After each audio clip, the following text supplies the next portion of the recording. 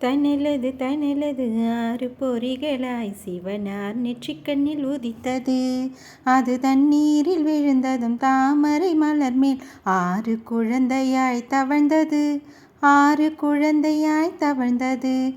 அந்த ஷண்முகன் வந்தருள பாரீரோ, ஷண்முகன் பெருமைகள் கேளீரோ. விண்ணும் மண்ணும் வியந்து பாராட்டியது ஷண்முகன் பிறந்ததுமே. அந்த வண்ண மலர் கண்ட விண்ணோர்கள் எல்லாம் வணங்கினரே தம்மை மறந்துமே.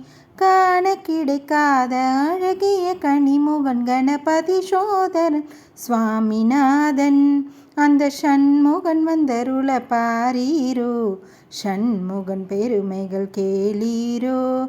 ஷண்முகன் வந்தருள பாரீரோ, ஷண்முகன் பெருமைகள் கேளீரோ. ஓம் சரவண பவ.